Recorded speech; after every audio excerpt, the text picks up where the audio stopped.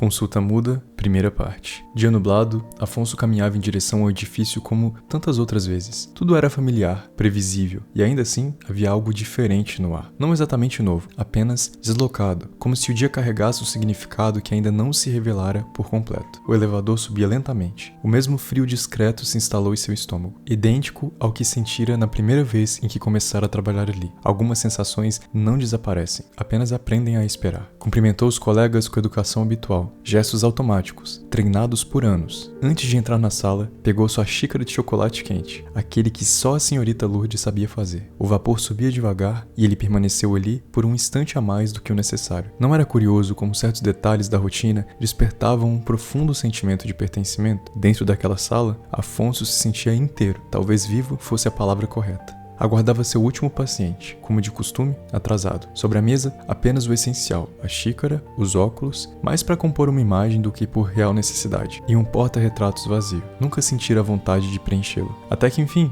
a porta se abriu.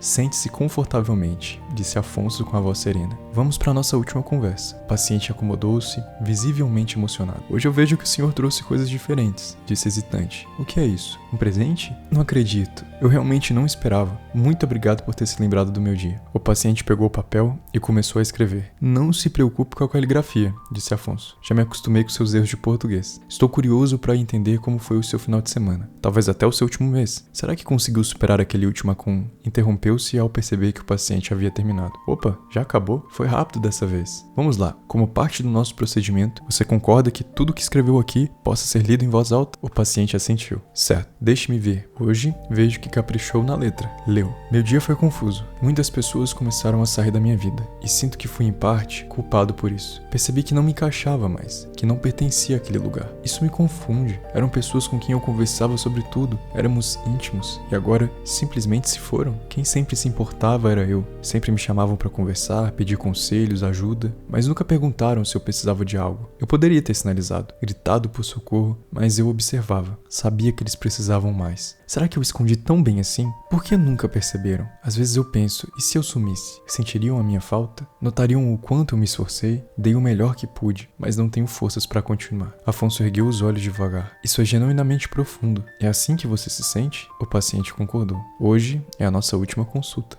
disse Afonso. Quando sair por aquela porta, vai se lembrar de mim? O paciente não conteve o choro. Arrancou o papel das mãos de Afonso e escreveu com força. Sim, eu jamais te esquecerei. E quando se lembrar? Perguntou Afonso, sentindo um leve aperto na garganta. Do que vai se lembrar? Algo se acendeu no rosto do paciente. Ele voltou a escrever. Enquanto isso, Afonso falou. Não podemos viver esperando algo em troca. Isso pesa mais do que imaginamos. Que garantia existe de que alguém pode retribuir exatamente aquilo que oferecemos? Fez uma pausa curta.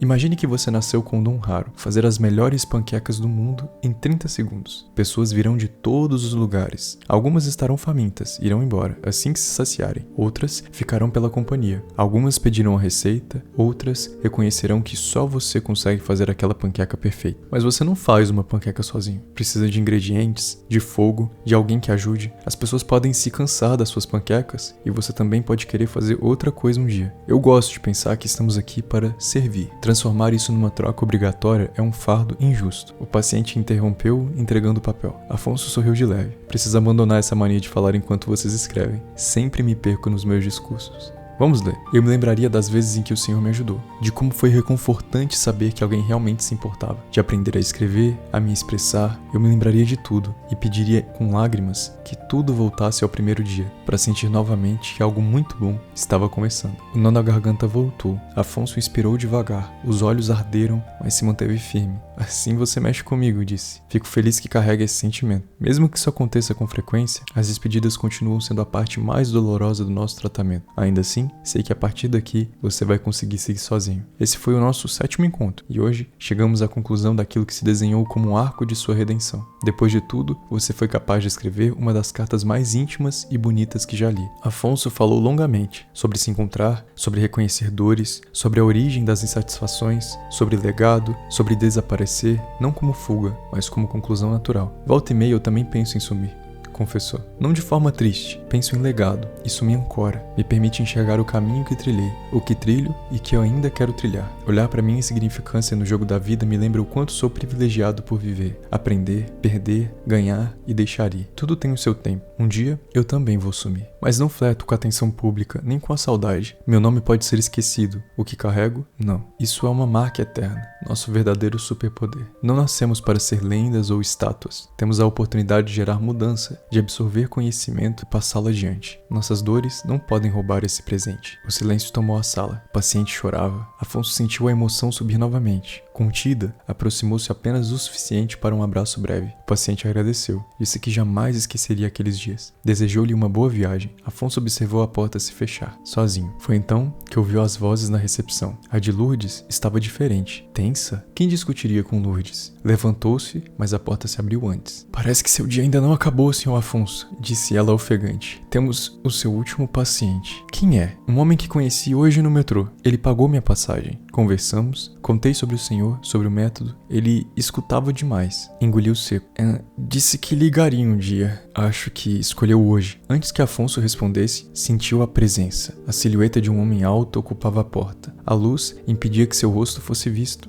Não acho que precisemos de uma ficha, disse a voz calma. Afinal, você está se aposentando, Afonso. O nome soou pesado. Lourdes saiu nervosa. Não devo ser um desafio, continuou o homem. Já lidou com casos mais complexos. Colocou papel e caneta sobre a mesa, um objeto inesperado, sentou-se e escreveu em silêncio. Afonso observava. Sentia algo errado. Não medo, reconhecimento. Minutos depois, o homem empurrou o papel. Leia em voz alta, disse. Afonso pegou a folha e as mãos tremiam levemente. E naquele instante, soube. Não era mais ele quem conduziria aquela consulta.